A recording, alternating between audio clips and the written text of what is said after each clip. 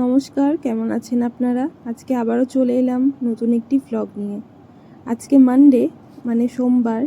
আজকে মাম্মামের সকালে স্কুল ছিল, মাম্মাম স্কুলে গেছিল, বাট আজকে ওর টিউশনটা নেই। তো ওর মানডেতে টিউশনটা থাকে না। তো আজকে আমরা একটু বেরিয়ে পড়েছি। অ্যাকচুয়ালি মাম্মামের জন্যই বেরিয়েছি, কারণ ও অনেক দিন থেকেই বলছিল মাম্মাম একটু বাইরে বেড়াতে যাব, মানে এদিক ওদিক সেদিক কোথাও একটু বেড়াতে যাব। তো প্রথমে বলছিল যে আমরা একটু পার্কে যেতে পারি। তো ওর বাবা বলল না, পার্কে প্রচণ্ড গরম আর মশার কামড় এই টাইমে প্রচণ্ড হবে, তো সেই কারণে চলো একটু রাস্তাতেই আমরা ঘুরি, একটু ফাঁকা রাস্তায় যাই, ভালো লাগবে। তো সেই কারণেই আমরা চলে গেছিলাম পুরনো গঙ্গারামপুর। মানে আপনারা যারা গঙ্গারামপুর থেকে দেখছেন তারা অবশ্যই চিনবেন। তো আমরা ওই সাইডে একটু বেড়াতে গেছিলাম, আর এখন আমরা যাচ্ছি বাড়ির দিকে। তো এই যে দেখুন, নদীতে অনেকটাই জল ছিল। এটা আমাদের বাড়ির পেছন দিকটা, এটা নিউ মার্কেট। তো অনেকটাই জল ছিল। এখন যেহেতু প্রতিদিন রোদটা উঠছে, তো সেই কারণে জল আস্তে আস্তে শুকোচ্ছে।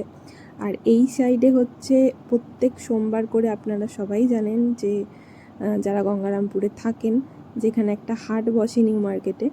তো এই হাটটাই আজকে বসতে পারিনি মাঠে, কারণ জল জমেছিল বলে। তো এই রাস্তাটাতেই সবাই বসেছিলেন যারা সবজি বিক্রি করেন। দেখুন খুব সুন্দর লাগে, টাটকা টাটকা সবজি সবাই নিয়ে এসেছে। আর আমরা আজকে এই রাস্তা দিয়ে যাচ্ছি, মনে ছিল না যে হাট ছিল। তো মানে গিয়ে ভুল করেছি, কারণ প্রচণ্ড জ্যাম ছিল আর সকলের অসুবিধাও হচ্ছিল মোটর সাইকেল নিয়ে যাওয়ার কারণে। তো পরে একটু মনে হচ্ছিল যে দিক দিয়ে না আসলেই ভালো হতো। যাই হোক, আমরা তো এসেই পড়েছি, আর তো কিছু করার নেই। এখন ঝটপট এখান থেকে বেরিয়ে আমরা একটু যাব বাড়িতে। দেন বাড়িতে গাড়িটা রেখে তারপর আমরা যাব রথের মেলায়। এই যে দেখুন, আমরা গাড়িটা বাড়িতে রেখে দিয়েছি অ্যান্ড হেঁটে হেঁটে চলে আসলাম, পৌঁছেই গেলাম রথের মেলাতে। আর আজকে আমরা টাইমিংটা খুব সুন্দর এসেছি। সোজা রথে আমি আসতে পারিনি, আমার বাড়িতে কাজ ছিল। মাম্মাম ওর পাপার সাথে এসেছিল, আর উল্টো রথে ও আমাকে ছাড়বে না যে মাম্মাম তুমিও চলো।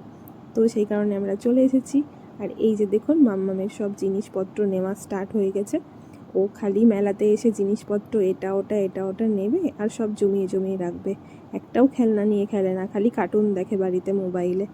এই হচ্ছে ওর কাণ্ড কারখানা। তো চলুন, এই যে রথের মেলা মানেই হচ্ছে জিলেপির দোকান আর নটকনা, এই সব চলবে। তো যাই হোক, আমরা অনেক কিছুই নিয়ে নিয়েছি মাম্মামের জন্য। আর তো জেদ করছে এটা নেবে ওটা নেবে, আমরা অনেক কিছুই নিয়ে নিয়েছি, বাড়িতে গিয়ে দেখাবো।